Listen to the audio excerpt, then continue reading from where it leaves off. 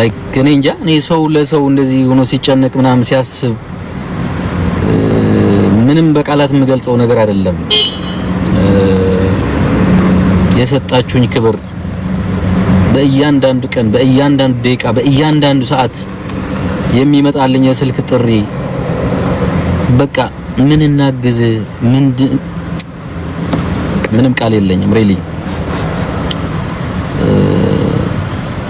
ብዙ ባለሙያዎች በሙያቸው በቃ ይሄ ህመም እንደዚህ ይባላል፣ ስለዚህ ማድረግ ያለብን እንደዚህ አይነት ነገር ነው፣ ህክምና ሁላ ብዙ ወጪ ማድረግ የለብን፣ በዚህ መንገድ ይድናል ብለው በጣም ጠቃሚ ምክሮች ሁሉም በሙያው ሁሉ በሚችለው አቅም ሁሉ እኔን ለማገዝ ጥረት ሲያደርግ ነበር ሰውና በጣም ነው የገረመኝ።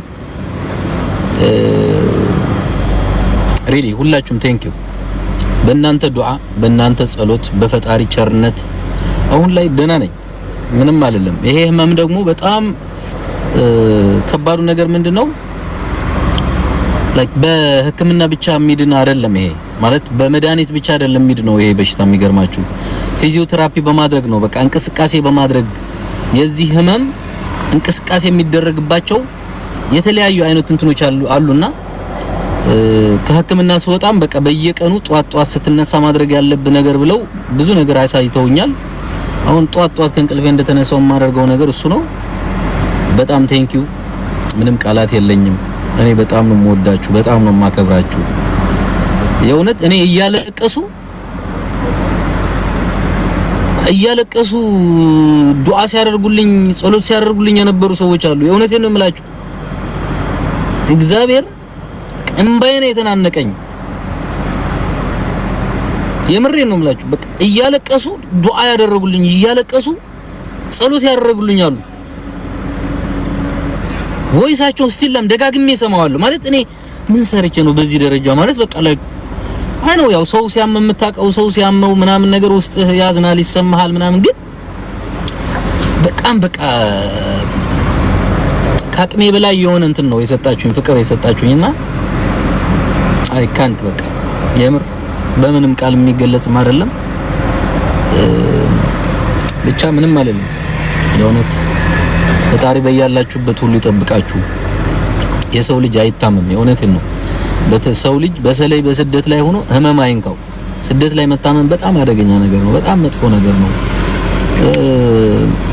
ደግሞ ስደት ላይ ያለን ሰዎች ደግሞ ብዙ ጊዜ ላይክ ለስራ ሩጫ ነው እንጂ ለራሳችን ጊዜ አንሰጥም፣ ለራሳችን ቦታ አንሰጥም። በቃ ማለት እረፍት በሚያስፈልገን ሰዓት እረፍት አናደርግም።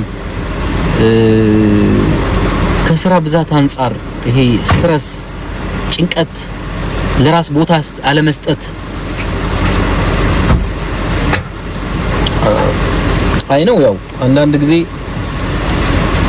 ለሰዎች የመዳን ኦር ለሰዎች ህመም የፈውስ ምክንያት መሆን ከቻልን እኔ እያመመኝ እኔ ለራሴ በጣም መጥፎ ስሜት ውስጥ ሆኜ ሰዎች ታመው ሲጠይቁኝ ኦር ችግር ውስጥ ነው ሲጠይቁኝ አይ እንደዚህ ነኝ ብዬ አልመልስም። በቃ የመጨረሻው ሰዓት ላይ በቃ ላይክ ከአቅሜ በላይ ሆኖ ነገሩ ሁሉ ህክምና ላይ ከሄድኩ በኋላ ነው እንደው እንትን ያልኩት እንጂ አላቅም። ያ ነገር ይመስለኛል ሰዎች ሲያስገርማቸው የነበረውና ሪሊ በጣም ቴንኪው። በጣም ምንም ቃል የለኝም።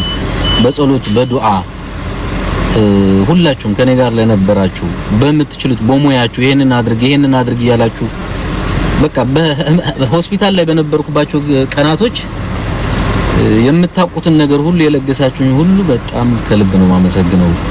በጣም ብዙ ነገር ጠይቃችሁኛል። ምን እናግዝ፣ ምን እናድርግልህ፣ ህክምና እንድትታከም እናግዝ እስከ ማለት ድረስ ምንም ቃል የለኝም። ሪሊ በጣም ነው ማመሰግነው። እኔ ፈጣሪ ይመስገን ያው የሚቻለውን ሁሉ ጥረት እያደረኩ ነው። እንግዲህ ፈጣሪ ነው ፈውስ የሚልከው። በተቻለኝ መጠን ሁሉ ህክምናዬን እየተከታተልኩ ነው። ያው ከዛ ውጭ ደግሞ የምንኖረው ስደት ላይ ነው። ካልሰራን ካልተንቀሳቀስን ደግሞ መኖር አንችልም።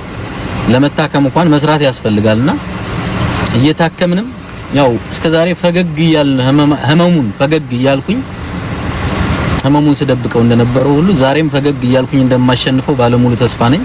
ከዚህ በፊት ማይግሬን የምታስታውሱ ከሆነ ማይግሬን በጣም ከባድ ማይግሬን በሽታ ነበረብኝ ለአመታት በቃ ሲያሰቃየኝ የነበረ ማይግሬን የምታውቁ ሰዎች እንግዲህ በዚህ ዓለም ላይ በጣም አደገኛ ከሚባለው ከባዱ ራስ ምታት ማለት ማይግሬን በሽታ ነው።